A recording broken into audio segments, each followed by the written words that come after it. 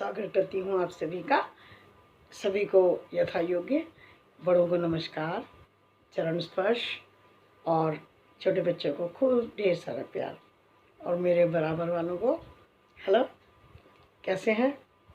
आशा करती हूँ आप सभी कुशल मंगल होंगे, स्वस्थ होंगे। तो साथियों, आज बात करते हैं एकादशी की। आप जानते हैं हर महीने में 2 पक्ष होते हैं, एक कृष्ण पक्ष और एक शुक्ल पक्ष। और उसी तरह से हर महीने में 2 एकादशी होती हैं, एक कृष्ण पक्ष की और एक शुक्ल पक्ष की। सावन मास की कृष्ण पक्ष की जो पहली एकादशी होती है उसको कामिका एकादशी के नाम से जानते हैं। ये बहुत ही पवित्र और पुण्य फलदायी मानी जाती है और इसका बहुत अधिक महत्व है। इस दिन व्रत करने से सभी पाप नष्ट हो जाते हैं और मनुष्यों को उनकी मनोकामनाओं की पूर्ति का शुभ समय भी मिलता है। इस संबंध में एक व्रत कथा है, वो आपसे शेयर करती हूँ कि एक गांव में एक पहलवान रहता था। दिल का तो बहुत नेक था, बहुत अच्छा था, लेकिन उसमें एक बहुत बड़ी कमी थी। क्या? वो बहुत गुस्सैल था, बहुत गुस्सा आता था, क्रोध में होश हवास खो था। इसीलिए उसका रोज आए दिन किसी ना किसी से झगड़ा होता रहता था। तो एक बार उसका एक ब्राह्मण से झगड़ा हो गया। अब क्रोध इतना हावी हो गया उसके ऊपर कि उसने आवेश में आकर के ब्राह्मण की हत्या कर दी। अब ब्राह्मण हत्या का पाप लग गया, लेकिन उसने सोचा कि शायद कुछ प्रायश्चित हो जाए। ये सोच करके वो उसके दाह संस्कार में चला गया, लेकिन सब ने उसको भगा दिया, गांव वालों ने, और उसका सामाजिक बहिष्कार भी कर दिया।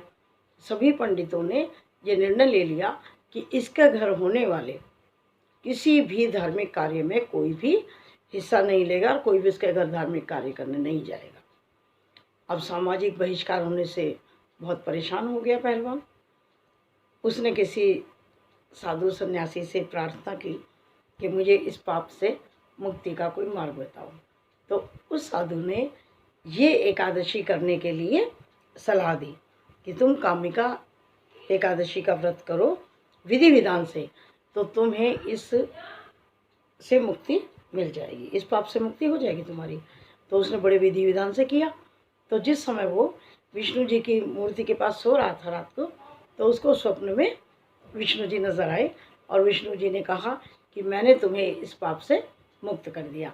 उसी दिन से ये एकादशी का व्रत आरंभ हो गया। तो साथियों, आज आपको सब पता ही है कि सवेरे नहा धो करके दिया जलाना है, और ये एकादशी जो है वो विष्णु जी को समर्पित होती है, आप ये भी जानते हैं। जितने विष्णु जी के मंत्र कर सकें, ओम नमो वासुदेवाय नमः, भजमन नारायण नारायण नारायण, श्रीमन नारायण नारायण नारायण, विष्णु नारायण नारायण नारायण, लक्ष्मी नारायण नारायण नारायण, भजमन नारायण नारायण नारायण।